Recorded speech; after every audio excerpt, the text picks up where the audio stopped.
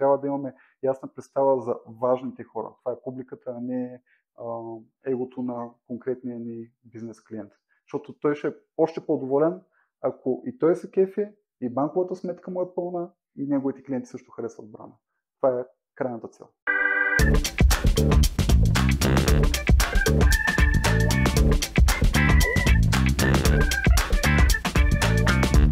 Предполагам, че вече сте се запознали с студио бранд с Александър Петров. Аз лично познавам като цяло от онлайн присъствието му от Bulgarian Design Group, където знам, че прави жестоки неща.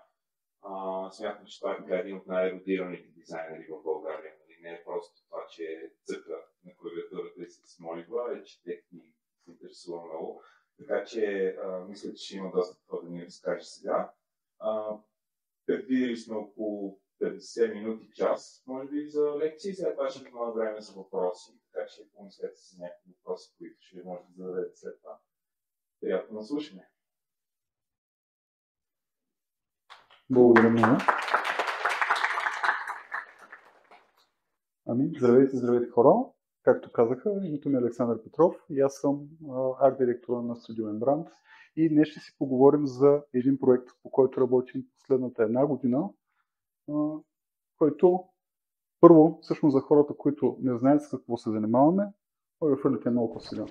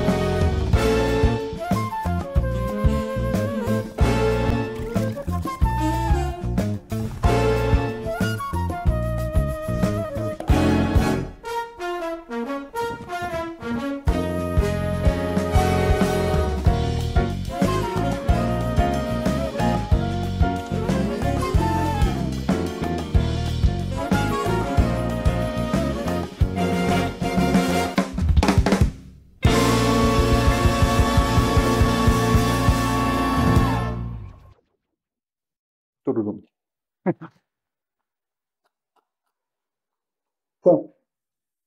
Както видяхте от този бърз рил, реално работили сме по най-разнообразни проекти, свързани с бранд идентичност, бранд стратегия, веб и дигитално, както и печат. И в центъра на всичко, което правим, според мен, ако трябва да обясня какво за мен е качествения бранд, то е добавена стойност. Опитваме се с всяко действие вътре в дизайна си да накараме даден продукт да е по-ценен, отколкото преди ние да се намесим в проекта. Но какво всъщност означава добавена и какво означава стойност? За мен добавената част от стойността не е да измисляме някакви неща, които не съществуват, не е да украсяваме продукта, да лъжем или да го правим нещо, което не е, а всъщност добавената част е да влезем в даден бизнес, в дадена услуга и да видим точно защо и какво е прави ценно и това нещо да го комуникираме по много ясен, кристално ясен начин, така че от другата страна да нашата публика и потенциалните клиенти да разберат, че това е очевидно. Друго свързано с добавената стойност е, че тя не е нещо видимо. Тя не е, примерно, отиваш, купуваш си кола, колата се движи от точка А до точка Б. Обаче добавената стойност е във всичко, което е отвъд това. Как се чувстваш в тази кола, как изглеждаш до нея, какво самочувствие ти дава и така нататък. Това е половината от уравнението. Другата половина от уравнението е идеята за стойност. Стойност може да се замени много простичко с думата полезност. Ако нещо е полезно, то има стойност за нас. И как дизайна всъщност може да направи един продукт или услуга полезна? Да видим 4 начина, най-базовите възможни според мен, са ако нашия дизайн, това, което правим, улеснява клиентското преживяване. Ако намалява когнитивния шум. Това е много голям проблем в наше време, защото имаме все по-тясно и тясно внимание като честотна лента. Съответно, всяко допълнително натоварване започва да се възприема като шум. Това може да бъде сфера на дизайна също, с която помагаме. Ако повишаваме самочувствието на клиента, това е особено важно за луксозните марки, с които се старая да работим повече и повече, защото там добавената стойност наистина е в фокуса. Там не продаваш просто оборотен продукт, а продаваш преживяване. И последното, което е много важно и мисля, че вие като студенти също разбирате добре, това е усещането за приобщаване. Вие не сте индивиди, които са дошли случайен принцип, тук просто е така, ами някои от вас са дошли, защото приятели са им казали, други са дошли, защото част от курса им е тук. Но като цяло брандовете, точно както всяко друго племе, служат за да приобщават, за да са притегателен център на групи от хора около общи ценности. И това може да бъде също толкова работа на дизайнерите, колкото на бранд менеджери, бранд стратези и така нататък. И както тръгна да казвам преди малко, ние ще си говорим за ето тази марка, българска, Дилмон, която се занимава с биомедове и биосладка. Като тази марка откровено не знам от кога съществува на пазара, но най-вероятно не е особено стара, но имала някакъв живот на щандовете от преди да започнем да работим с нея. Но те дойдоха при нас с молбата и с заданието да я превърнем в нещо много по-разпознаваемо и ценно. Защото очевидно не е намерила своя път към сърцата на определена публика. И за да се случи това, ние минахме реално през 4 фази на разработка, като в началото на всяка разработка, нещо, което Иван знае добре от години се опитвам да говоря, не е дизайна, а стратегията. Трябва да имаме много ясна цел какво се опитваме да постигнем, защото ако нямаме ясна цел какво се опитваме да постигнем, няма да го постигнем и Б, няма как да измерим дали сме го стигнали. Така че това са едни от измеренията на стратегията. И другото, за което ще поговорим малко по-късно, тя е много добър начин да преценим кои решения, които даваме на клиента, са адекватни и кои не. За кое се струва да се борим пред него и за кое нямаме аргумента да кажем, че това е правилно или не. Но да видим всъщност какво е в центъра на един бранд. Според мен поне, в центъра на един бранд винаги е нашата публика. То не е за да покажем примерно колко фирмата е яка и колко години са били в бизнеса, колко клиенти имат и така нататък. Не, качественият бранд е там за зрителите, за хората, които са от другата страна, за да ги направи тях по-страхотни, по-силни, по-креативни, по-различни и така нататък. И тъй като ние нямаме конкретен достъп до бранда, ние не го съдържаме, ние можем само да му влияем странично. И това става чрез, както виждате тук, чрез сетивата. Било то вкус, мирис, визуална част, текст. Всичко това са начини, по които индиректно да повлияем на възприятието на клиентелата и да ги накараме да имат по-ценно и качествено впечатление за марката. И това не води към началото на всеки проект. Естествено, всеки проект тръгва от различни места. Понякога може да тръгне от много конкретен и детайлен бриф, какво се опитват да постигнат от фирмата. Обикновено, когато фирмата има история, има качествен бранд менеджмент, те са много конкретни. В случая обаче брифа ни беше сравнително широк. Идеята беше, този продукт съществува, за момента не е особено, да кажем, че не покрива изискванията, които те търсят и още не е открил своята публика. Какво правим от тук нататък? Аз лично не съм фен на този казус, в който вече имаме съществуващ продукт и се опитваме да един вид да го нагодим към публиката. Обикновено е най-добре да тръгнеш от конкретна нужда и тогава да създадеш продукта, но в случая нямахме този лукс. Трябваше да намерим какво може да е меда, освен елементарна храна, която съвняваме на щандовете. И заедно с екипа започнахме да обсъждаме какви биха били потенциалните публики зад марката и съответно какво различно може да бъде едно бурканче с мед от това, което хората са виждали. Как може да удовлетвори нужда, за която не сме се сещали и съответно да влезе в ниша, която се е само негова или предимно негова.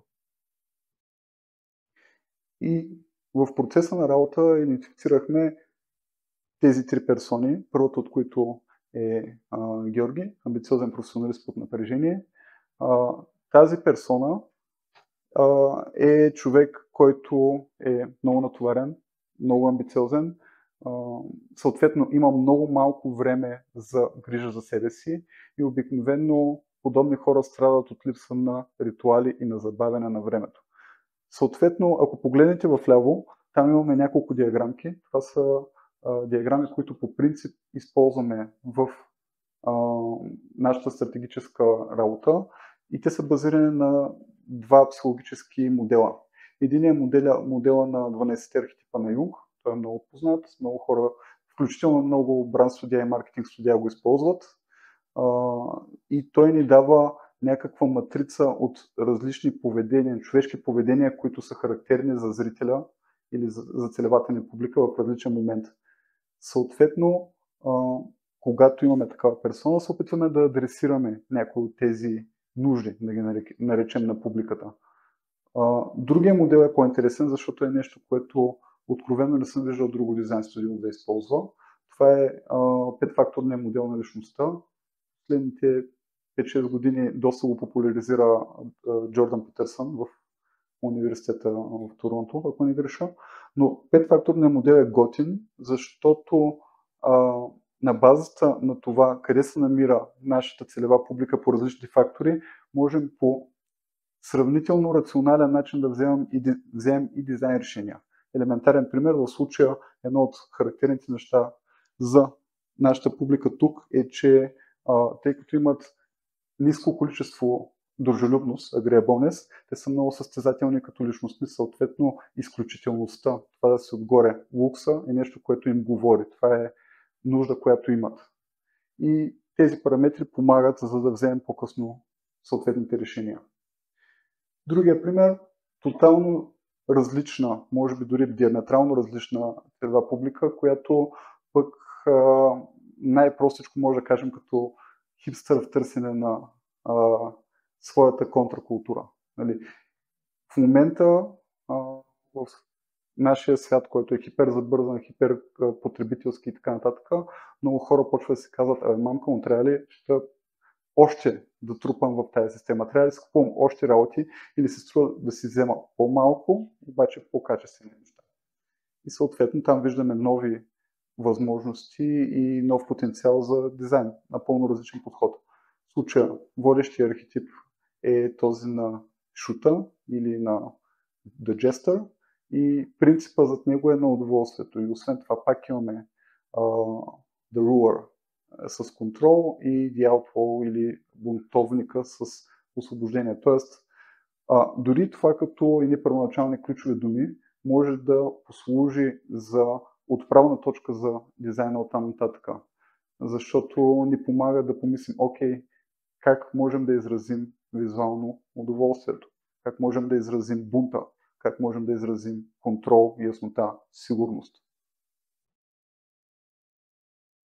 И третата ни персона, много набързичко, този тип човек пък е природният човек с градска душа, който може да живее в големия град, нали, градове като София, Пловдив, Варна, обаче при всяка възможност излиза в дивото, търси приключения, търси нови преживявания. Съответно може да видим, че главният архетип при него е този на търсача, The Explorer. И ако погледнем долу пък в петфакторния модел, той е доста по-различен в начина, по който е построен като психика. Много по-уравновесение между състезателност и кооперативност, много по-екстровертен е, съответно на базата на екстровертността може много по-лесно да се прецени, че той търси стимулация, защото това са екстровертите. Те са хора, които търсят постоянна стимулация и съответно по-стимулираш бранд, би им паснал много по-добре. Да, това е базата, на която вземаме решения относно публиката. Обаче това е само половината от уравнението. Другата половина от уравнението е, окей, набелязали сме тая публика, примерно, обаче много други марки целят точно тази публика. Съответно, това е другата половина от уравнението. С кого се конкурираме и какво можем да научим от тях. И съответно, благодарение на колежката Селен, която е в публиката, направихме всъщност доста обстойно проучване на пазара, ходейки на локация, заснемайки разни неща, търсейки в интернет, разбирайки, окей, това е на пазара в момента, това ще види нашата публика. Съответно, на базата на това си изготвихме един конкурентен хоризонт, който ни позволява отново заради моделите, които имаме, да поставим по най-ключовите параметри различните марки на различни места. Това колко е консервативна марката, към колко е креативна и разчупена и колко е достъпна и приятелски ориентирана към това колко е ексклузивна. Съответно, пак връщаме се към психологическите принципи. Колкото по-агресивен и състезателен е, човек обикновено би търсил повече ексклузивност, луксозност, колкото по-приятелски настроен е, по-скоро би търсил достъпност и приятелско усещане. И на базата на това нещо, естествено в обсъждане с клиента, стигнахме до това, че горе-долу това е нашата позиция в пазара. Вече как ще постигнем тази позиция е въпрос на различни подходи и намирането на най-правилния начин. И тук скоро ще приключим с теоретичната част, но е важно да уточним едно ключово нещо. Тук се намесва проблема за диференциацията. Как да бъдеш различен? Много пъти много хора вярват, че да си различен означава да си уникален, но в общество, което е толкова свързано с социални мрежи и с интернет и с целият поток от информация, който получаваме, това да си уникален, би казал, че вече е почти невъзможно, защото винаги има поне още един човек, до който имаш, или бранд, до който имаш достъп, който прави същите неща по същия начин, най-вероятно е китаец и го прави по-добре от теб. Така че диференциацията не е това, което повечето хора си мислят. Диференциацията всъщност е възможността да бъдем идеалното решение за конкретния клиент в конкретния момент за конкретна нужда. Тоест, ти можеш да си идеалният бранд за 20 човека. Естествено, това не е оптимално, защото тези хора трябва да си много скъп за тях, за да може да ти плащат заплатата и на всички останали. Но това ражда и нишовите брандове. Неща, които, примерно, елементарен пример, за който сещам, OnePlus. Колко от вас са чували за марката OnePlus? Това са мобилни телефони. Окей. Всъщност доста хора е изненадващо, но OnePlus започнаха като абсолютно нишова марка. Те бяха invite only. Тоест, за да получиш телефон, трябва да бъдеш поканен от някой друг. Не стига, че си плащаш за него, ами трябва да си поканен. Което беше много уникален техен подход, но ето, сработи достатъчно, за да може тази марка да се разрасне до степен, в която 33% от вас знаят кои са. И тук, според мен, се намесва и магията на нашата работа, на дизайнерите. Когато искаш да диференцираш една марка, нашата работа не е просто да отидем и да ни кажат сега сложи това тук, сега цъкни този пиксел, сега смени го, направи го розов и направи логото по-голямо. По възможност, нашата работа е да видим една потенциална реалност за този бизнес и да я превърнем в абсолютна реалност, да я превърнем в нещо материално. И тук, с леко намигване към Иван, в Таро имаме една доста известна карта за магиосника. По принцип неговата работа е точно това, да превръща потенциала в реалност, да трансмутира елементите в нещо, което може да пипнеш и да усетиш. И това е и вашата работа. Всички сме магиосници. Вече е въпросът дали сме магиосници за добро или за зло.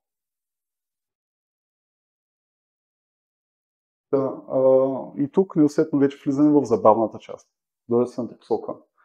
И специално, връщайки се към това какво беше когато бях студент, нещо, което съм забелязал при себе си, пък и най-вероятно го има при много от вас, когато дойде клиент или приятел и ни каже, имам нужда от, примерно, имам нужда от бранд, имам нужда от лого, имам нужда от какво си, това е първата ни работа. Казвам, окей, сега ще направим едно лого. Супер, това е това е всичко, от което имаш нужда. Обаче истината е, че много често, когато сме в началото на пътя си, започваме да се опитваме да смачкваме заданието спрямо инструментариума, с който разполагаме. Аз знам как да правя лога, затова ще направя лого. Аз знам как да правя уебсайт, затова ще направя уебсайт. Но, както говорихме по-рано, бранда е холистично преживяване. Той има много нива. Той може да е звук, може да е мирис, може да е вкус.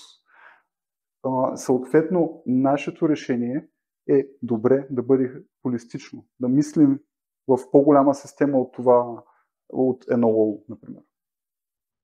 И за това имаме нужда и от холистичен начин, по който да ги разработваме. Примерно, веднага сещам за Коста, който е на преден ред. Като арт-директор, той 100% му се налагало да комуникира идеите си пред други дизайнери, пред други стейкхолдери в компанията. И съответно, това, което правим ние в началото на нашия процес, е да комуникираме посоката, художествената посока през един подобен тип композиции, да ги наречем, колажи. Те се наричат Stylescape. Всички сте гледали The Future, предполагам, всички сте виждали уроци за това, но за мен това беше абсолютна революция, когато започнах да го използвам, вече са много години, сигурно преди повече от 5-6 години, защото преди това отиваш при клиента с една моливна скица, той казва, ама много ма кефи заради ето това нещо и ето това нещо, което той вижда е точно грешката, която не си успял да оправиш в моливната скица. Клиента също няма, като подходиш по този начин, няма холистична представа за това как това би работило с шрифт, с илюстрация, с motion, а пък това не е в наша услуга, защото всяка дупчица, която оставим на клиента като представяне, е дупка, която той ще запълни. Обикновено не я запълва с нещо добро, ами с идеи, които потенциално могат дори да са лоши за него. Така че това е добър първоначален инструмент да видим потенциалния бранд в ниска резолюция, обаче обхващайки целият диапазон или голяма част от диапазона на разработката му. И тук можем да видим как сме адресирали различните арт посоки за различните персони. И виждате как имаме доста различни като стил и като усещане решения, защото те са базирани на психографията, която обсъдихме по-рано. Имаме едно решение, което е много по-цветно, много по-изпълнено с детайл, даже разни натурални рустик елементи в него, защото това пасва на едната персона. Имаме решение, което е много по-минималистично, много да го наречем хипстърско поради липса на по-добра дума, но също комуникира less is more, минималистичност, изчистеност. Имаме решението горе, което взема своите дизайн cues, своя дизайн език от други сегменти, други пазари, като например пазара за алкохол, превръщайки буркана с мед или опаковката в много повече от съдържаем обект, в който съдържаме меда. И го превръща в преживяване, в инструмент за комуникация на определени неща. Впоследствие, обсъждайки всички тези неща, с клиента стигнахме до извода, че има най-много потенциал в персона номер 1 и съответно в този предварителен Stylescape. И той, въпреки че използва изображения, които са събрани от най-различни места, не дава някакви първоначални знаци, сигнали за това в каква посока да се движим като отправна точка. Имаме ключовите думи, съкровище на природата, имаме част от ценностите, които са свързани с публиката, която целим, богатство, класа, блясък, рядкост. Имаме идеята за скъпоценните камъни, която по-късно ще видите как се намесва в финалния резултат. И виждате, че имаме и някакво намерение поставено като типография, като стил на логотипите и на локъпите. Имаме дори някакви намерения, свързани с опаковката, които отново ще видите как са били отправна точка, но по-нататък ги създаваме или ги градим в нещо напълно различно.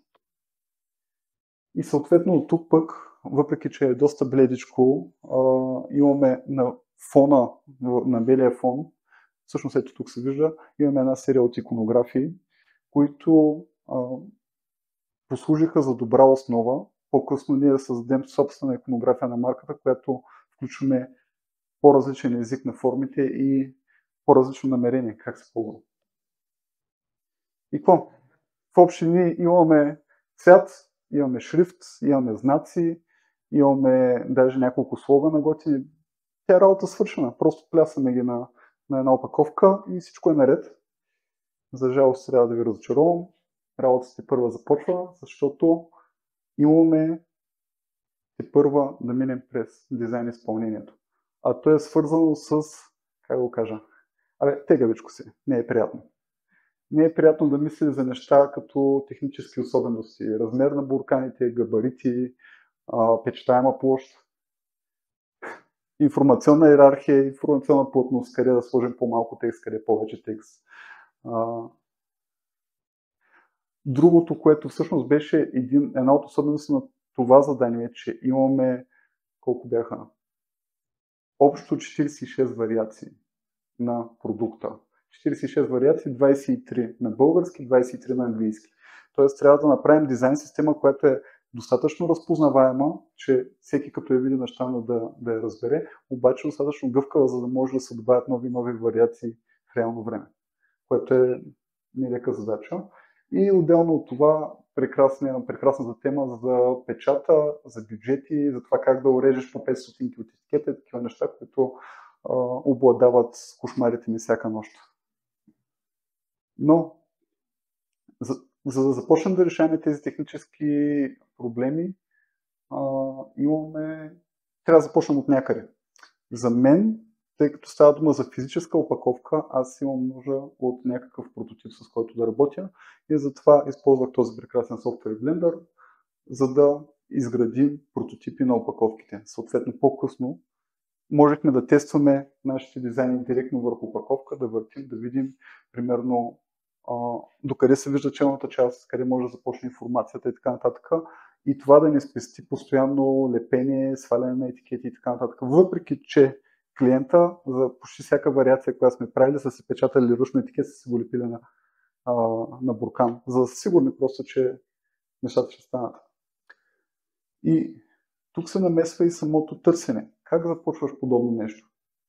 В нашия случай тръгнахме от някакви първоначални идеи за челен етикет, които пробвахме заедно, скицирахме, мислихме и постепенно, вземайки решения едно по едно, стигнахме до система, която според нас работи.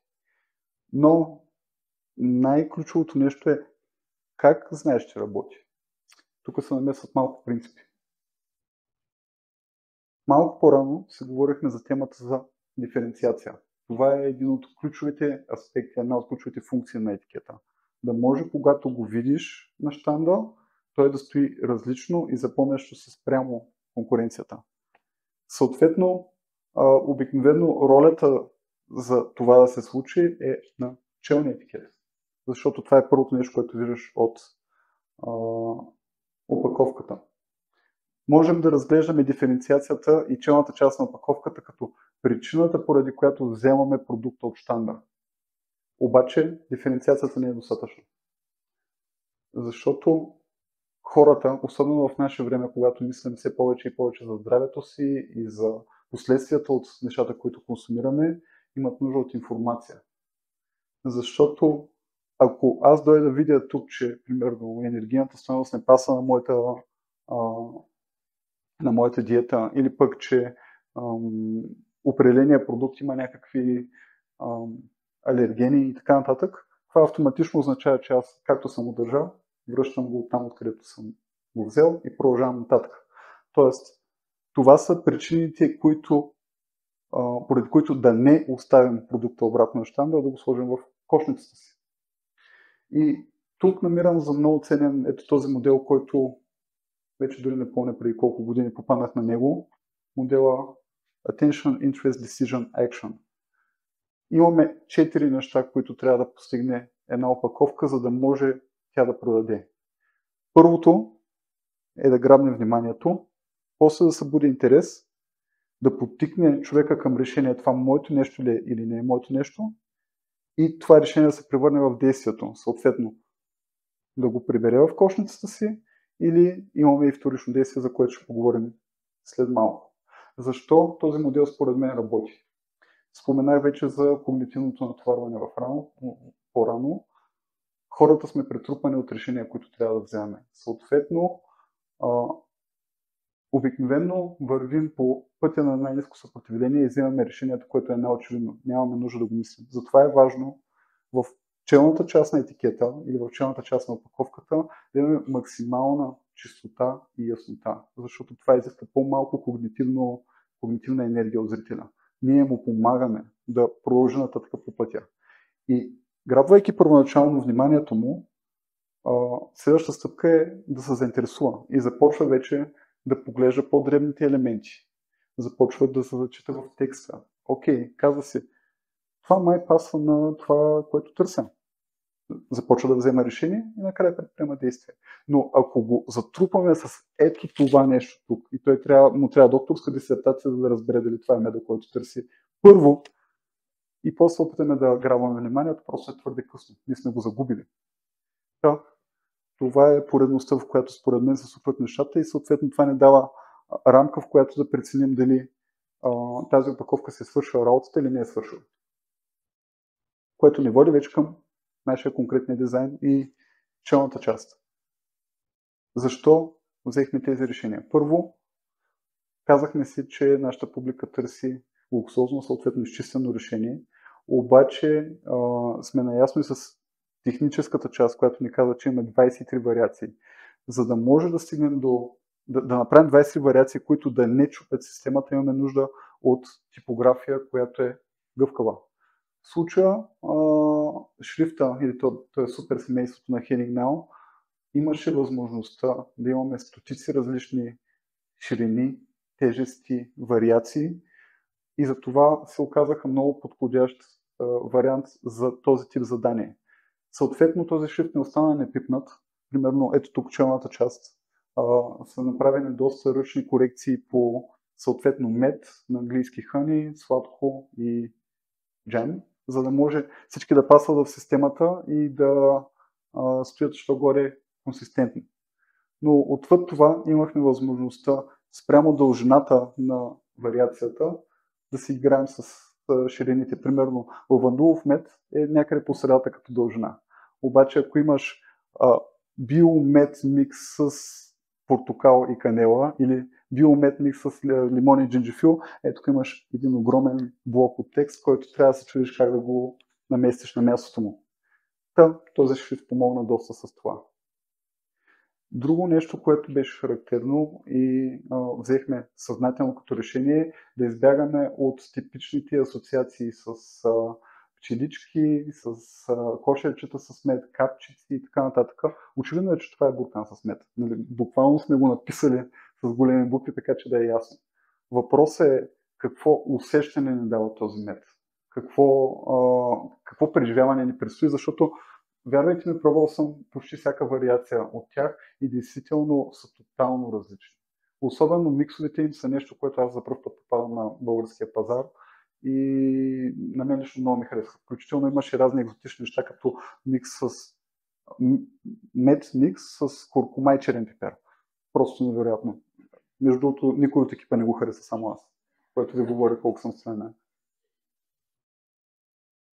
Нещо друго, което взехме като съзнателно решение, което вече е в сферата на събуждането на интерес, е ето този мотив, този астериск или звезда, която много често асоциираме с нещо кофти. Нали? Когато има звездичка, там трябва да четеш древния текст. В случая също търсим да четем древния текст, който ни казва, че това е произведено в България от биопроизводство и съответно има и маркировка за това, че е абсолютно биомед. Това беше съзнателно решение, което да накара човека не просто да прочете какво е, а да приближи. И освен това, както ще видите по-късно, чисто тактилно тази звезда, както и някои елементи са възпроизведени с топъл печат, съответно са напълно различна текстура на пипане от останалата част от опаковката. Отново начин да събудим интерес. И тук се намесват и ценностите на марката. В какво вярват хората, които биха я погледнали, което да се свържем с него. В случая, произведено в България, естествени съставки и 100% натурален продукт. Това са неща, които по един или друг начин са важни за публиката да ги знаят. Естествено, това са твърдения. Доколко е така, зависи и е в компетенцията на собственици на бизнеса да защитят тези твърдения със субстанция. Защото колкото и хубава опаковка да им направим, ако продукта не струва, няма да се го вземат втори път. Няма. И също така, скоро бях гледал някакви изследвания, че хората са в пъти по-склонни да споделят негативните си впечатления, отколкото позитивните. Което означава, че една грешка, която направиш, е много по-тежка последствия за бранд awareness, за реномето на бранда ти, отколкото позитивните неща, които правиш. Така че трябва да сме внимателни с твърденията. Друго нещо, което взехме съзнателно като решение, пасващо на тази конкретна публика, защото те търсят контрол и сигурност, беше добавянето на ето този етикет бандерол отгоре, който е естествено в идеалния случай непрекъснат и показва, че продуктът е затворен в сигурна среда, чист е, няма никаква намеса в него и не го прави по някакъв очевиден начин, прави го подсъзнателно. Естествено, че ако има бандерол, това е някаква субстанция, която има чистота в нея, няма замърсители. Това е нещо, което отново идва като идея от алкохолите също. И в резултат получаваме нещо такова. Имаме отново диференциация, информация. Всичко е организирано така, че да придвижим човека от това просто да му хареса на външен вид, ами наистина да прочете, да научи. И тук се намесва и вторичния call to action. Както казах, когато става дума за физически продукт, основното действие, което очакваме е клиента да го вземе и да го сложи в кошницата. Обаче какво става, ако той е прочел всичко това и още има някакви съмнения и притеснения? Тук се намесва и QR кода. Това е момента, в който примерно той може да щракне с телефона, да стигне до сайта или до кампанията, която да изясни всички притеснения, които клиента има и пак да го потигне към действие. Така че вторичното действие е също толкова важно, колкото главното. И моля ви, когато правите QR кодове, винаги ги тествайте. Наскоро имах такова преживяване с една марка бира, крафт бира, която много ми хареса. Просто невероятно се изкефих на опаковката. Просто исках да науча повече за марката. Затова, защо са взели тия решения. Имаха QR код на кенчето, тръгна да го селектирам и просто не работеше и се чувствах толкова измамен. Просто и не помагаше факта, че кенчето струваше 7-8 лева. Така че такова разминаване между преживяване и заявка на бранда е нещо, което може много да свали стойността му в очите на зрителя. И друго нещо, което беше характерно в случая и беше голямо предизвикателство е как побираме цялата тази информация и при малък размер. Вярвайте ми, тук сме се борили за десети от пункта в тези шрифтове, за да може да е максимално четимо, да може и баба ни да го прочете, ако отиде до магазина и е готова да даде колко? 10 лева за бурканче мед. Но все пак старали сме се да е максимално четимо и все пак да не чупим системата. Защото това е най-важното, да може да работи за всички вариации. И тук можете чисто визуално да видите какво означава система. Даже тук са само 23 вариации. Умножете това по 2 и това ще е броя различни вариации на продукта, които имаме, в които текстовете трябва да са на мястото, да имаме цветова вариация за тях, която е достатъчно различна от всички останали и така нататък и така нататък. Това беше голямото предизвикателство на тази марка специално. И да работи на английски.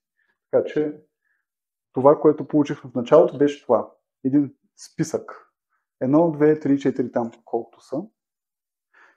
Как да ги диференцираме тези неща? Можем да опитаме с ключов цвят в случая. Обаче, нека обърнем внимание тук и ето тези двете. Очевидно, ако се опитваме тези цветове да са семантични, да пасват на съдържанието на продукта или да имат поне някаква тематична връзка, имаме доста подобия в някои случаи. Един цвят не стига. Какво правим? Добавяме още една променлива в системата. Втори акцентен цвят. И малко подобрява нещата, въпреки че тук на проектора доста бледичко стои. Примерно, подобрява нещата в тази зона тук. Все още имаме проблем с биомед букет и манов мед, но пък проблема при сладкото от боровинки и от горски плодове с втори акцентен цвят се изяснява, че това са напълно различни вкусове, вариации.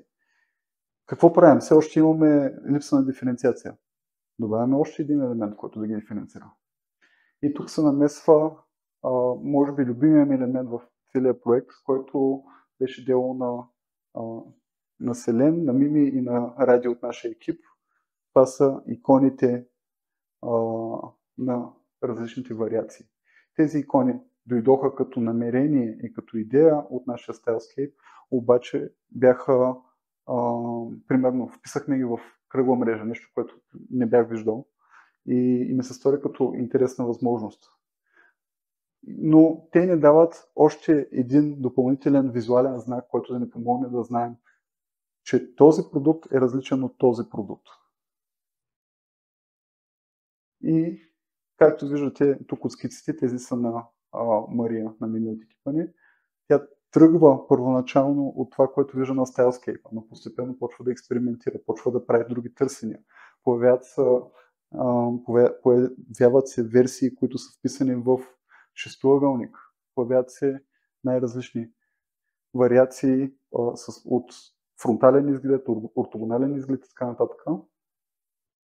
И малко по малко стигаме до някакъв тон на марката, който да бъде уникален, да бъде малко по-различен от това, което сме виждали. Но, естествено, нещата след много итерации и след помощта на Радимира, който беше главният дизайнер по проекта, стигнаха до една много изчистена и ясна система, която има няколко икони за всеки от продуктите, които съответно се комбинират по различни начини вътре в тази челна част. И това всъщност е крайният резултат. Това е една от двете фотосесии, които заснехме на продуктите, в които се опитахме да разширим още малко възприятието за марката. Защото не стига само да имаме готиния етикет. Както говорихме по-рано, ние продаваме преживяване. Съответно, като дадем тези визуални знаци, в случая подбора на цялостния стайлинг на кадъра, подбора на материали и така нататък, хората почват или да резонират, или да се отблъскат от това. Примерно тези варианти са доста, как наречем, обрани. Не е като кухнята на баба ти с разхвърлени елементи. Всичко е стегнато, геометрично, сигурно, което пасва на целевата ни публика. И съответно и фотографията ни дава много повече възможности ние да комуникираме какво се случва тук, вътре. В случая имаме куркума и черен пипер. Това е вкуса на този микс. И можем чрез допълнителните веб или класически рекламни методи ние да покажем на клиента какво да очаква. Експлозия от вкусове, интересни неща, които не е пробвал преди. И съответно да се върнем към някои доста по-базови очаквани тропи в сферата на медовете. Най-стандартният вид мед букет и нещата, които можем да очакваме в фотосесия, свързана с мед или с продукт, свързан с мед. И така, постарали сме се ето тук при сладката, например, да покажем съдържанието им, но все пак да стои тежко, луксозно. И това беше, може би, на това равнище беше работата ни до преди 6 месеца някъде. Обаче един бранд живее във времето и той се развива. Съответно дойде момент, в който те трябва да промотират допълнително и да активират допълнително пазара. И този момент е сега, по празниците. И затова се свързаха с нас да разработим подаръчна опаковка, която да може да включва 6 различни вариации мед и тя да е подходяща за коледния и като цяло сезона на подаръците. Момента, в който, примерно, купуваш бутилка уиски на някой твой бизнес партньор или на някой твой колега. И това ни накара да насочим марката в подобен род паковки, в подобен род език на нещата. И сега ще видите как е.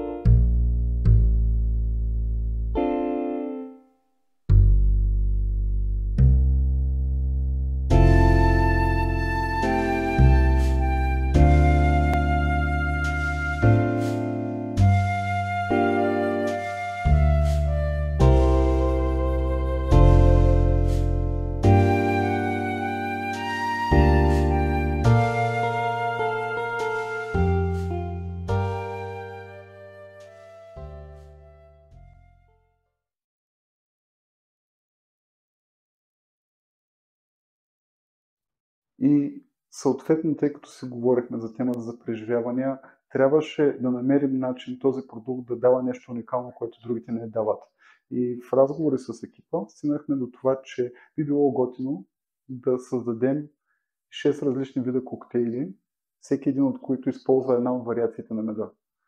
И съответно за Biomix мед с джинджифил и лимон имахме лимонада с джинджифил и лимон. За кориандър имахме уиски сауър и така нататък. Просто стигнахме до различни коктейли, които са подходящ начин и за да може клиента да го получи това като стойност, имаме във всеки подаръчен пакет брошура, която дава рецептите и му дава възможност той да си го създаде вкъщи. Тоест имаме една бранд активация едновременно и имаме допълнително преживяване, което те сами да създадат за себе си и за близките и приятелите. И в общи линии, ако има 3 неща, които бих искал да запомните тази вечер, едното е, че ролята на един бранд е да дава добавена стойност. Той е там да превърне един продукт, който е консуматив, в преживяване, в нещо, което променя емоцията ни и усещането ни отвътре. Ако трябва да запомните едно нещо за това как да градим опаковки, винаги мислете за фазата, психологическата фаза, в която се намира клиента на различен етап. Окей, как да дръпнем вниманието му, как да събудим интереса му, какво има нужда за да вземе решение и какво действие искаме от него. И това се отнася също толкова за дигитални продукти в UX сферата, колкото и за физически. И едно много ключово нещо за процеса, винаги се опитвайте в началото на процеса да тръгвате от по-широка рамка. В нашия случай това беше бранд стратегията, изясняването на персоните и по-късно стайлскейпите и постепенно стесняваме броя опции, които даваме на клиента, докато стигнем до единственото очевидно решение. И този проект няма да се случи без участието на всички тези прекрасни хора. Главният дизайнер доктор Радимира Йорданова, за дизайна Селен и Мария, фотографията на Мартин, който също е с нас, и фудстайлинга на прекрасната Катрин Станева, която също е с нас. И това е поне за сега.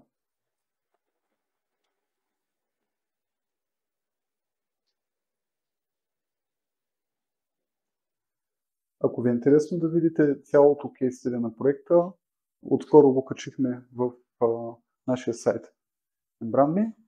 И ако искате да видите другите неща, с които се занимаваме и какво се случва в студиото, просто последете този QR код и ще отидете на LinkedIn на студиото, където са всичките по-важни линкове. Имам въпрос. Мислиш ли, че всички клиенти могат да използват по този начин да получи това? Ако беше строителна фирма? Ако беше строителна фирма, аз съм малко идеалист човек и се опитвам във всеки проект, доколкото е практично и възможно да подходим така. Истината е, че примерно тези персони и стратегическата част в този проект бяха доста стеснени. По принцип в нашото студио бранд стратегията и консултациите са отделна услуга от дизайна. Съответно, понякога изграждането на една бранд стратегия може да отнеме седмици. В случая те дойдоха с някаква първоначална информация и се опитахме в рамките на бюджета и времето, което имаме, да направим някакви хипотези, просто да не сме голи, да не сме тотално в тъмното и другото да не изпадаме в ситуацията, в която клиента казва: аз обичам розово и му го правим розово само за това. Това е, което аз лично като дизайнер се опитвам винаги да избегна. Трябва да имаме ясна представа за важните хора. Това е публиката, а не егото на конкретния ни бизнес клиент. Защото той ще е още по-доволен, ако и той се кефи, и банковата сметка му е пълна, и неговите клиенти също харесват бранда. Това е крайната цел. Окей, други въпроси? Ако клиента наделява... Тук се намесват, всъщност тук дизайнерските ни умения вече са почти безполезни и трябват междуличностни умения, за да намерим начин да стигнем до резултат. Пък и в крайна сметка, чувал съм една фраза, която доста ми хареса: има неща, които правим за Бога и които правим за банковата сметка. Вземаш решение за кое го правиш. Ако смяташ да умираш на някой хълм, задай се въпроса дали искаш на този хълм да умреш или не. Да. В екип от само 3 дизайнера, колко време отнема за да се развие? По спомени проекта започнахме да го преговаряме и да го работим миналата година октомври месец. Мисля, че някъде до януари бяхме го завършили. По 2-3 месеца. Но реално основната част от работата стана преди нова година, така че ви служи 2 месеца и нещо. Но има и предвид, само трябва да направя уточнение. Това с коктейлите и всичко останало е ново развитие, което се случи при последния месец. И реално го изпълнихме. Фотосесията беше въпрос на един ден и после един ден обработка, а пък разработката на видеото я правих в малки часове на нощта в рамките на 3-4 дена. Това отговаря на въпроса. Имаме един въпрос. Да. Понеже за вас е много важно нещата, които правите, да са презентирани много добре, да имат максимален брой хора. Тук има много бъдещи дизайнери, които правят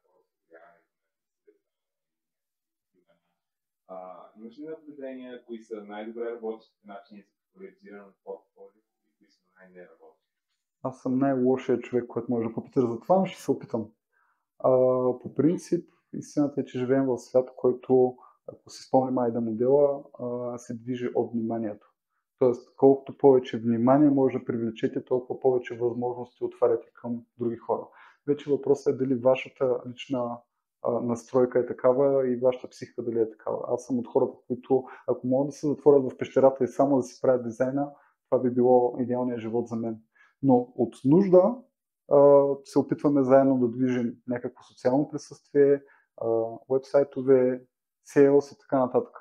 Но това най-вероятно щяхме да се разрасне много по-бързо, ако беше много повече залегнало. Така че внимание, внимание, внимание. Колкото повече хора знаят за вас, колко повече хора знаят какво правите и също така колкото по-добре диференцирани сте, т.е. имате конкретна ниша или конкретен сегмент от пазара, който може да им помогнете по-добре за вас. Други? Тая секция тук? Има живи и там. Първо да благодарим за прекрасната лекция.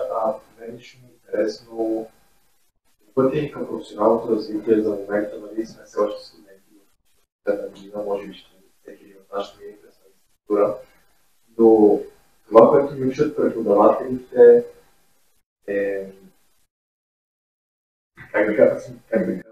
Недостатъчно. Нищо лично, навсякъде така. Професионалното развитие ще преминаваме през абсолютно, както и в началото на лекцията казахте, проекти, които са по-леко заплатени проекти, които са доста по-сериозни проекти, които изискват много от нас неща, които все още не знаем и учим в процеса на направата на тези проекти. При вас като арт-директор човек трябва ли да има този цял набор от знания, примерно да знае абсолютно всичко, и 3D-то, и анимацията, това, което видяхме, стана ми ясно, че е продукт на един екип с много възможности и знания, но преминаването и нашето през всеки един такъв проект, нали, било то печат, съответно подготовка за подготовки, вебсайтове и така нататък, просто за натрупване общо знание и обща култура, това нещо, за да стане марк директори, ще ни бъде ли нужно да бъде развито на професионално ниво във всеки един аспект? Това е много добър въпрос. И тук имам директен опит, защото Селен, Марто и Мими са хора, които са на вашата възраст. Селен предстои да се дипломира магистър, Марто завърши бакалавър тази година, Мими също все още учи и с Селен и Мими, което не е тук. Работим от една година, Марто последните около 6 месеца. И първата ми идея беше, естествено, искам да им предам всичко. Искам да знаят бранд стратегии, искам да правят в Blender да правят 3D, искам After Effects, искам просто да им дам максимум от всичко, което съм натрупал в рамките на 15 години от своя професионален път. И установих, че е абсолютно безполезно и няма да се случи. И затова дадох стъпка назад и казах, окей, кои са силните страни на единия човек, кои са силните страни на другия човек. Трябва ни входна точка. Винаги за всяко нещо, дори за дизайн проектите, трябва да намерим нашата входна точка. Оттам нататък ще имаме времето да израснем в други посоки, които са ни слаби в момента. Въпросът е кое е силното на теб сега, за да можеш да влезеш на пазара, за да започнеш да работиш с първите си клиенти и оттам нататък с всеки нов проект той ще предизвика да запълваш дупки, които преди си имал. Окей? Какво работиш 15-20 години? Да. Всичко става елементарно и изведнъж времето не ти стига за абсолютно нищо, защото искаш да направиш всичко. Въобще това е реалността за мен поне. Аз имам един въпрос, който е дали евентуално сте срещали клиент, пред който е било трудно да говорите на даден вид дизайн, чисто от гледна точка на това, че примерно в България дизайна, нали, сме наясно, че клиента не е чак толкова склонен си още да приеме по-общото ни решение, да кажем, и генерално цялата идея на това, че може да му помогне на бранда. Нали, на Запад съответно има доста вече навлизат включително и кредитни ходинг и така нататък, всякакви креативни решения, които в България все още 10 дни може да дойде. Как, ако е имал такъв клиент, успяхте да се справите с това, да му пречухте, да кажем, виждането, че се заслужава?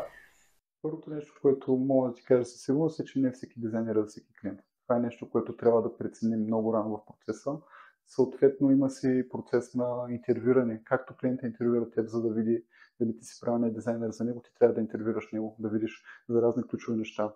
Ако за него това е някакъв страничен проект или его проект, нещо, което реално няма да има влияние върху бизнеса му, може би е по-добре, ако имаш избор да стоиш по-далеч, защото той няма да оцени решенията ти и няма да е готов да даде, освен ако егото му не е толкова разумно, че да е готов да даде 1000 левове за това, по-скоро няма да го направи и ще се опитва да натиска надолу към бюджетите. Но това, което за мен е помагало е първо много ясно и много рано да установим каква е целта за проекта. И когато имаш ясна цел и двете страни са съгласни на нея, имаш аргумент всеки път, когато водите разговор, да търсите път към този цел. Съответно, ако егото на който иде, аз не съм имунизиран към това. И аз не обичам да ми казват не и решенията ми да бъдат изхвърлени, но когато имаш ясно задание, с ясна стратегия, с ясна цел, това спира да има или има много по-малка роля, отколкото е имало преди това. Тъй, че вариант 1. Филтрираш ги много рано с правилните въпроси. Вариант номер 2. Да имаш много добре написано задание, което обикновено клиента няма да дойде с него, ти сам трябва да се го напишеш. Да сложиш ясни рамки, ясни цели и на база на това да водите конструктивен диалог. Кое е правилно и кое е грешно на база на това, което сте взели като решение в началото. Благодаря.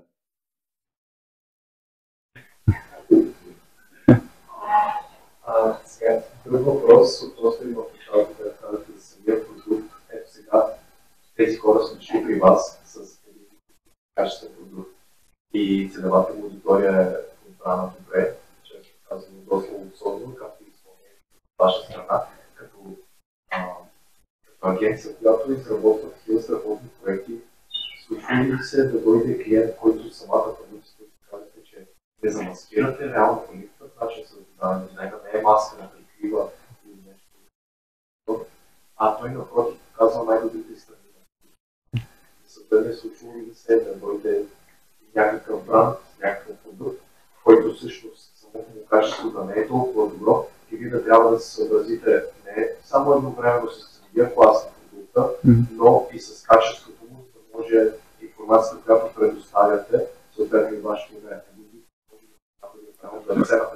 Мисля, че разбрах посоката. Между другото, награда за най-добри въпрос тази вечер. После да го почерпите. Така.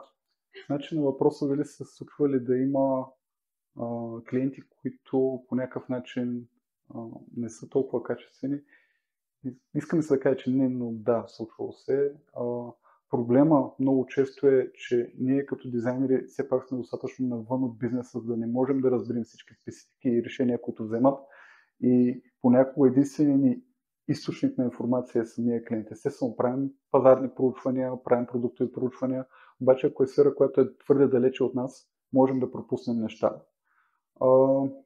В този случай, поне това, което аз правя, казвам си, вършиш твоята работа, доколкото добре можеш.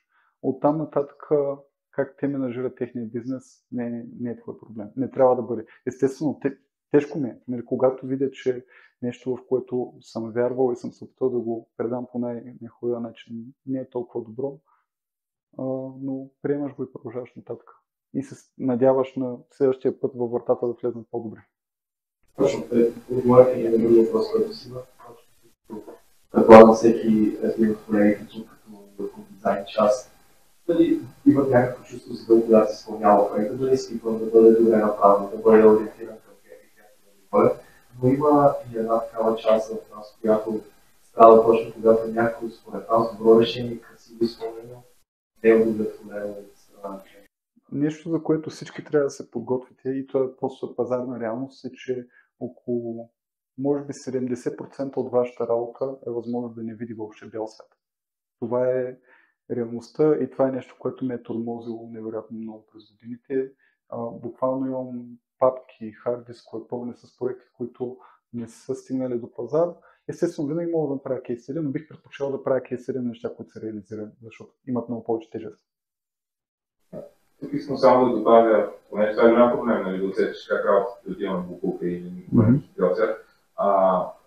това да някъде се намалява, когато се работи в дизайн студио и е по-голям проблем, когато се работи в рекламни агенции. В рекламните агенции, заради тези кампании, които се правят на всеки 3 месеца или една година, заради пичовете, на които се сменят агенциите, заради това, че трябва да се отиде с 5 варианта пред клиента, също има огромно количество проекти, които никога не виждат бял свят. И неудовлетворението е много голямо в дизайнерите. Докато в дизайн студио, където работиш по реален продукт, реален сайт, ни приложение, нещо друго, всъщност го виждат доста повече хора. Трябва усещането по-приятно. Абсолютно. И нали, темата за питчинга е нещо, което от години е голям проблем. Дали си струва да отидеш и да свършиш дизайн работа безплатно в обещанието на много по-големи бюджети в бъдеще или да работиш за по-малки бюджети, обаче да ти бъдат платени сега. Според мен няма правилно решение. Самия модел на агенциите е такъв, че те имат нужда, тъй като имат огромен екип и огромни разходи, трябва да вземат големите бюджети. И съответно трябва да танцуват пред публиката си, за да може да получат това. А пък когато имаш по-малък, по-стегнат екип или пък си фрилансър, имаш много по-голяма свобода за творческо изразяване, да намериш твоя стил, да намериш твоя тип клиенти, защото по-лесно се държа един човек, 3 човека, 5 човека, отколкото 50, 100, 500 и така нататък. Добре, си още един въпрос и това е, има ли клиенти, с които не работите? Някакви, които сте си ги забранили, примерно партии? Ако не вършат нещо криминално или неморално, според мен не сме окей. Да, не всъщност, поправка. Имах негативен опит с сферата на казино и този тип неща и от тогава си казах, че това не е за мен. Прекалено идеалистичен съм, за да влизам в тези сфери. Там всичко е каквото, просто всичко е пари и всичко е власт. Не съм правилният тип човек за това. Понеже много от нас съм сигурен в момента, че си търсят клиенти но може би да знае правилното начин според вас. Как се почва да си търсиш клиенти, понеже примерно и почваме от сега, не търся толкова много хора. Нали? Като начин е просто да се задвижи цялото това нещо, за да може да има някакви толкова хора, които искат нещата. Така, супер въпрос. Естествено няма една подход. Мога да ти кажа аз как съм започнал, което може да сработи или да не сработи.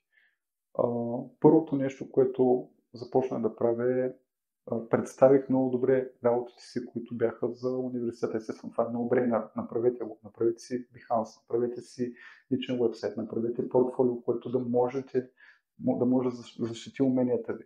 Оттам нататък има множество бизнеси, които и не само бизнеси, организации, които имат нужда от вас, но нямат съответния бюджет.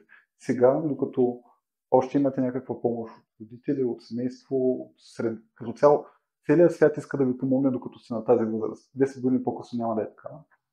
Възползвайте се от това, правете неща за хората. Направете, примерно, за организация, която цените. Направете за бизнес, който може би прави нещо готино, обаче няма все още бюджета да ви плати адекватно. Намерете начин, по който да получите exposure. Тоест, дори парите да не са нещо, което може да даде този бизнес, намерите начин да достигнете до повече хора и съответно малко по малко да гледате на цялото нещо като на стълбица. Сега ще направя това нещо ще бъде стълбица към следващото, към следващото, към следващото. Аз лично започнах с това да правя правил съм идентичност за Търновския център по кръводаряване. Нещо такова беше готино, хората ми харесаха и реших, че това е кауза, която се струва да има адекватна идентичност. Правил съм идентичности за бизнеси, които са на хора, които са близки до мен, семейство, приятели. Абсолютно просто заради удоволствието, това и за това да им помогна. Но малко по малко така се трупа едно портфолио, което показва умения и ни позволява да имаме някакъв foot in the door, някаква отново входна точка.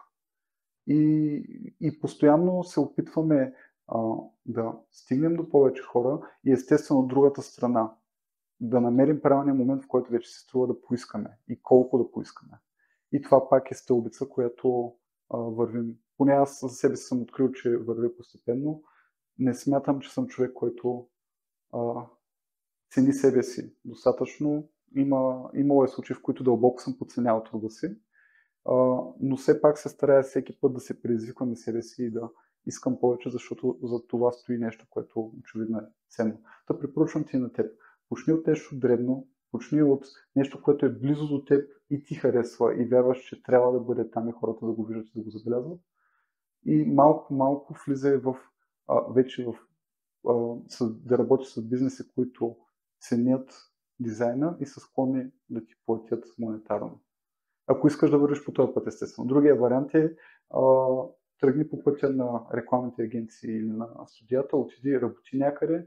Това ще те срещне с хора, които потенциално в бъдеще могат да ти помогнат, хора, които потенциално в бъдеще могат да ти бъдат клиенти. Така че това е друг път, който примерно аз не съм извървял и няма как да говоря за него. Последен въпрос предлагам, че чувствам, че публиката почваме леко да я губим. Пък е време за почивка. Благодаря. Как така, понеже казахте, че път, който не сте свъргал, по-рано също споменахте, че вашите идея, може би, в една пещера да правите вашия дизайн. Решихте да сте като лице и да сформирате този екип, вместо може би да сте част от нечий друг.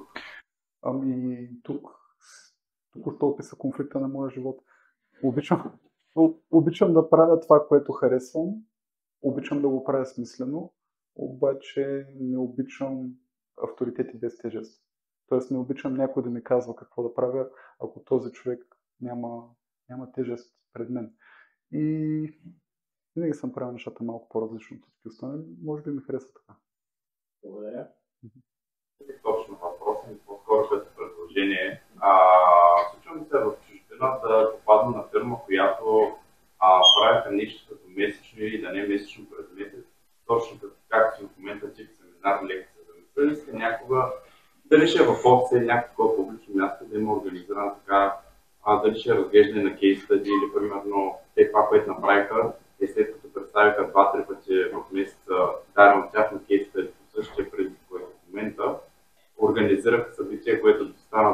успешно, влиза за даден дизайнер от публиката, показва своя проект, коментира как е стигнал това направо по него и после има коментар съответно хора от публиката, пак задаващи въпроси или първо. Това е нещо, което много колеги в различни сфери правят. Все пак имаш предвид, че ние сме базирани в Търново, публиката е доста по-тесничка за тези неща. Буквално познавам сигурно 90% от дизайнерите в града. Съответно, моят начин да достигна до хора е точно това, което правя тук. Аз съм преподавал в Търновския университет в факултета по изобразително изкуство и така достигам до хора като вас. И така се опитвам да дам малко по-различна гледна точка, която е на практикуващ специалист, което има своите стойности пред чисто теоретичната подготовка. Хубаво е да ги има и двете и да се обогатяват на други. Да, мислил съм по темата, но съм намерил по-ефективни канали, примерно YouTube. Имам за хората, които са минали през QR кода, имам YouTube канал, там правим някакви уроци, свързани с дизайн.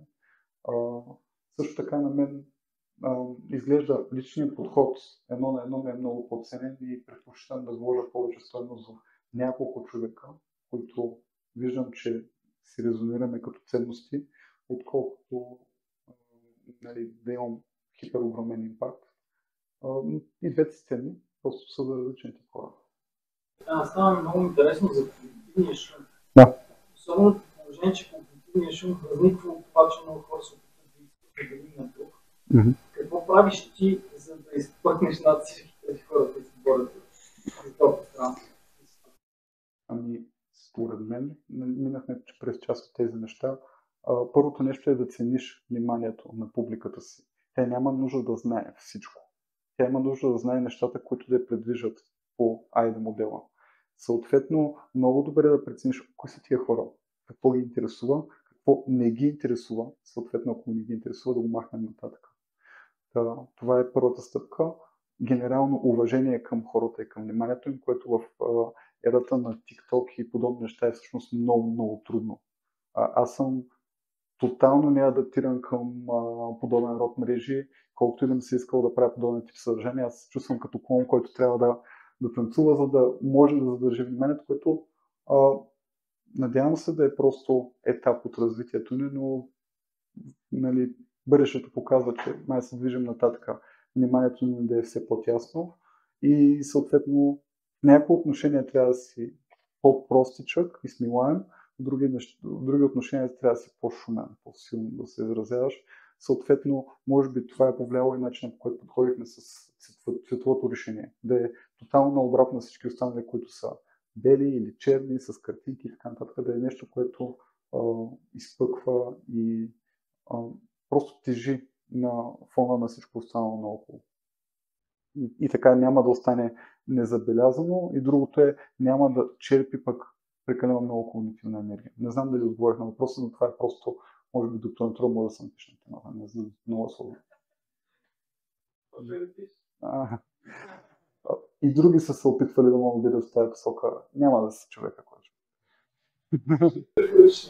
Книги или интересни подкасти и ресурси, които използваш май, защото ясно, че те са много някакви нови неща за дизайн, за информационна архитектура и слоя, които са интересни. Чакай, добре. Много съм зле с имената. Да видим дали мога да изкарам нещо. Едната е много хубава книга за леттеринг на Мартина Флор. Тя всъщност тогава запознахме с Иван 2018 година на Типофест. The Art of Lettering или The Magic of Lettering, нещо такова. Мартина, както го чувате, F-L-O Флор, като цвета на испански. Тя има много хубава книга на тема летеринг, което е абсолютният базис, който за мен повечето дизайнери, особено в тази сфера, трябва да знаят. Елън Лоптън е страхотен автор, пак типография, много хубави книги. За брандинг идват ми няколко имена, обаче съм забрал вече авторите. April Dunford е името на едната авторка. Беше книга за... Моля? Чакай, че го забравих. April като месеца Dunford. Тя имаше книга за позиционирането. Obviously Awesome. Obviously Awesome е книгата. Тя е много добра за сферата на бранд стратегията, бранд позиционирането и естествено Мартин Нюмайер. Всички книги на Мартин Нюмайер, без значение. Зак или пък The Brand Gap, The Brand Flip, всички са невероятно кратички и синтезирани и дават много добра основа, за да разбираме как нашите решения като дизайнери всъщност променят един бизнес и защо са важни.